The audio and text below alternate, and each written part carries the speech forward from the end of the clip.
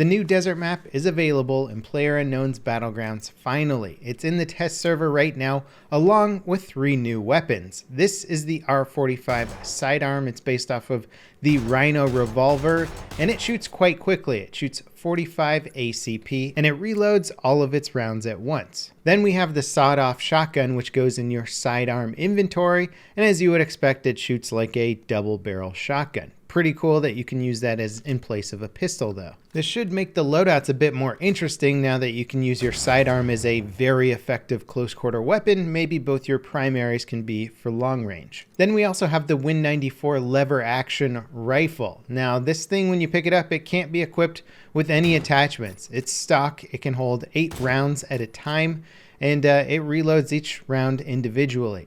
I was testing out the damage here, and it seems like I have to shoot somebody maybe 2 or even 3 times to kill them, unless you get a headshot. I'm not sure what the headshot damage is though. I would hope that it would be a single shot into the head to get a kill though. Hopefully it does like Car 98 type damage just without any sort of optics. It could be a fun little guide gun to run around with, and we'll have to wait and see how effective it really is. One thing for sure though is it can shoot a lot faster than your standard bolt action rifle, so it could be a fun weapon for somebody who's incredibly accurate. Now before we get into the desert map overview, there's also been a new character customization screen added to the game. It doesn't really seem to add too many new features, but it's sort of just a new UI now to select skin tone, face, sex, and hairstyle. It still looks a little bit mediocre overall in terms of like fidelity, and for some reason everybody's hair seems to just be weird and shiny all the time. There's also new UI for equipping your clothes and equipment, which is a significant improvement over the previous UI, although it's still a little bit clunky here and there.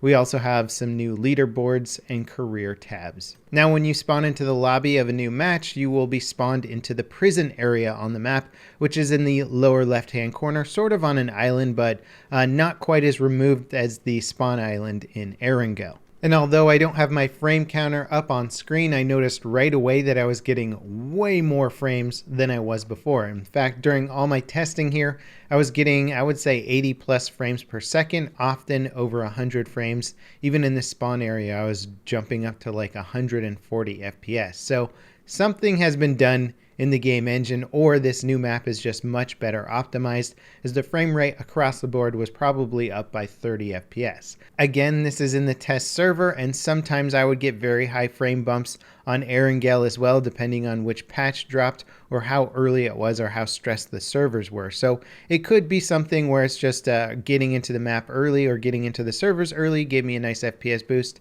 and over time it'll drop. But so far it's very promising performance-wise. Now, despite the initial rumors that the desert map was going to be a 4x4 kilometer map instead of the 8x8, which is Erangel, the desert map is also 8x8 kilometers, and in fact is considerably larger than Erangel because it's not surrounded on all sides by water, so the playable area is significantly larger.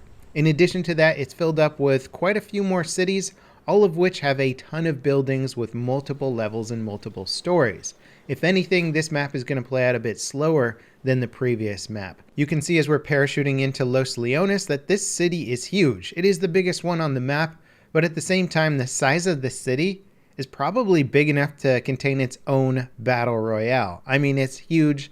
All the buildings have multiple stories to them. There's warehouses and like junkyards and container yards. There's just massive, massive amounts of areas to explore, loot, and hide from other players. And this is just one of the cities on a map that has many, many, many different cities. And although it's very impressive to see at a distance, once you get up close and personal, you'll notice that a lot of the map is still a work in progress. Many of the texturing is not complete. Certain textures will just end abruptly, transitioning between road and gravel or road and dirt. It'll just be a flat texture. Some of the geometry and stairs just aren't really finished yet, but that is something that you're warned about when you start up the game. Now, in one of the rounds I played, I decided to try and parachute into the new military base. And let me just tell you, new military base is like a freaking city compared to the old military base.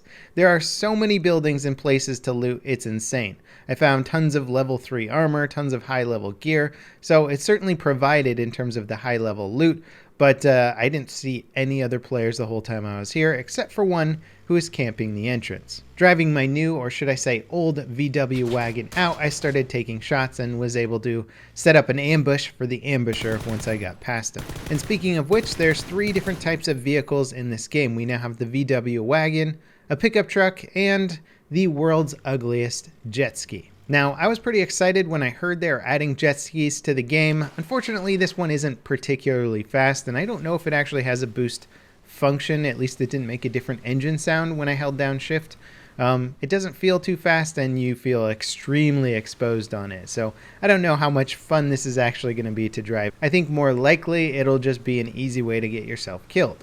Nonetheless, there's a jet ski in the game, and I think it'd be cool if they added them to Erangel as well. I did spend quite a bit of time driving around the new pickup, and I gotta say it's probably one of my favorite new vehicles. It's got a very large body to it, so it can act as good cover if you need to pop out of it in the middle of a firefight. It's got plenty of seats for others, and it's got a open back version and a closed back version. So we'll have to see how those 2 variants change up how players in the back seat can cover you as you're driving around. I only tested out solo queuing so far, so I'm pretty curious to see what the squad mechanics are like. The overall feeling I get from this map is vast. Now, Erangel's a big map, and I think people already felt like that was a very, very large map in general.